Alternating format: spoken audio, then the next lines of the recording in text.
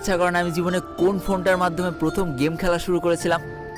আর আজকে সেই ফোনটা যদি তোমরা দেখো তাহলে তোমরা বলতে বাধ্য হবা যে সেই পজিশন থেকে আজকের এই পজিশনের জার্নিটা আসলে লোলভা তোমার অনেক কষ্টের ছিল।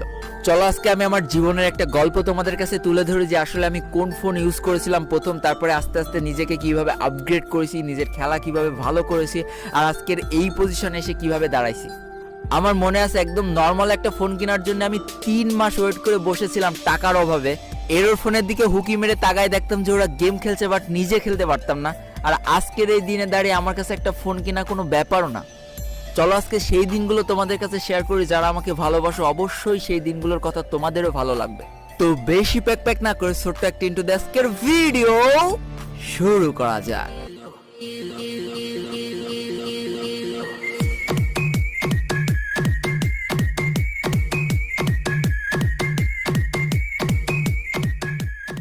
আমার জীবনের প্রথম অ্যান্ড্রয়েড ফোনটা আমি হাতে পেয়েছিলাম ক্লাস 10-এ থাকতে।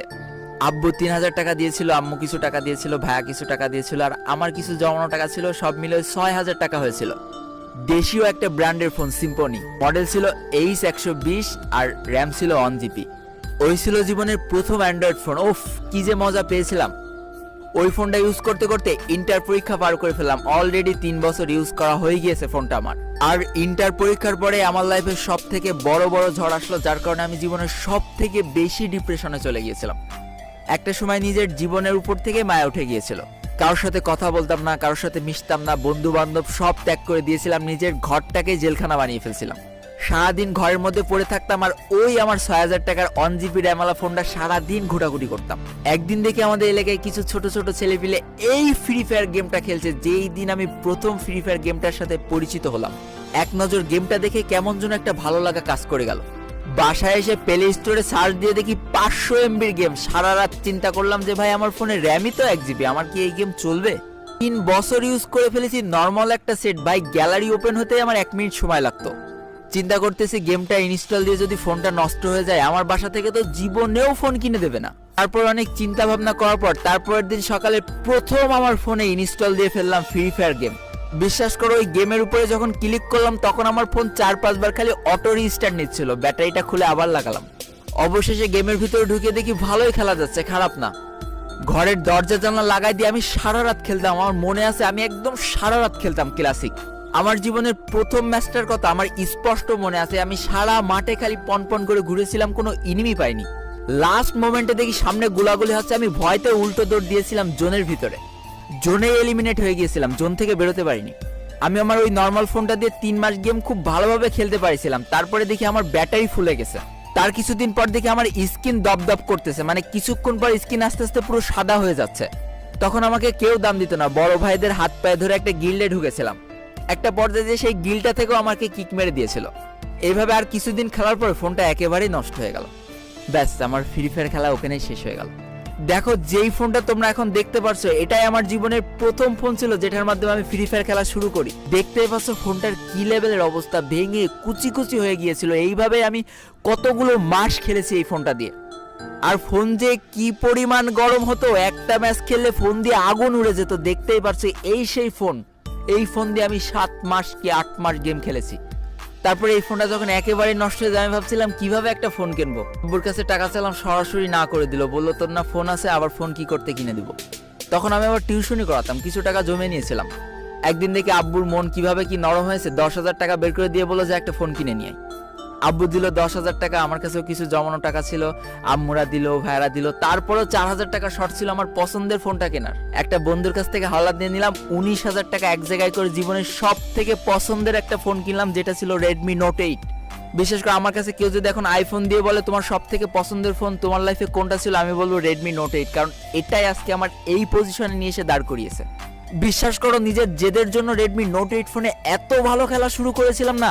যেই প্লেয়ারগুলো আমার নুব বলে গালাগালি দিত, যেই প্লেয়াররা আমার গিল্ড থেকে কিক মেরে দিত, সেই প্লেয়াররাই লাস্টে আমাকে অফার দিত যে আসো ভাই আমাদের সাথে ট্যুর খেলে যাও। এবার একদিন ইউটিউবে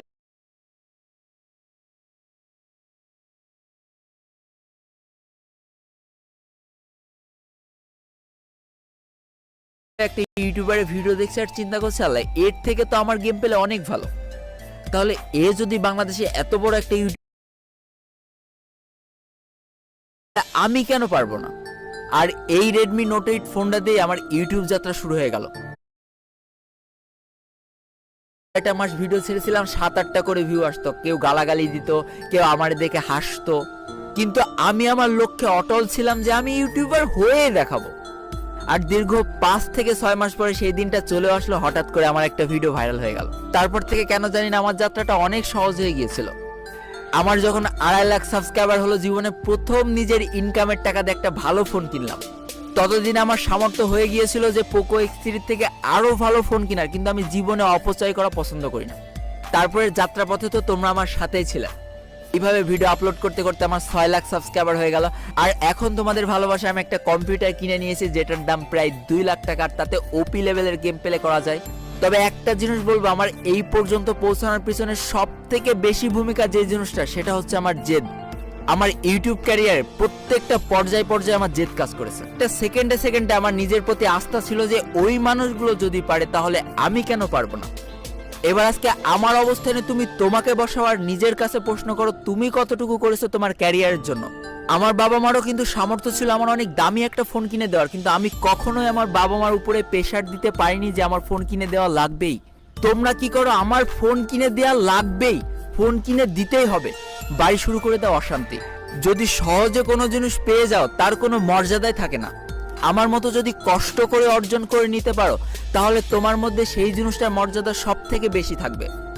নিজে কিছু করার চেষ্টা করো, তাহলে আমার মতো তুমি একটা প্ল্যাটফর্ম পাবা যেখানে দাঁড়ায় লক্ষ লক্ষ মানুষের সামনে তুমি তোমার কষ্টের কথাগুলো হাসতে হাসতে শেয়ার করতে পারবা, যেমনটা আমি আজকে করছি। তোমাদের কাছে আজকে আমার একটাই চাওয়া থাকবে, তুমি আমার কত নম্বর সাবস্ক্রাইবার বা কত সাবস্ক্রাইবার থেকে তুমি আমাকে চেনো বা ফলো করো, সেটা আজকে কমেন্ট বক্সে লিখতে হবে। আমি সবার কমেন্ট পড়বো আর দেখতে চাই কে আমার কত সাবস্ক্রাইবার থেকে আমাকে ফলো করে বা আমাকে চেনে।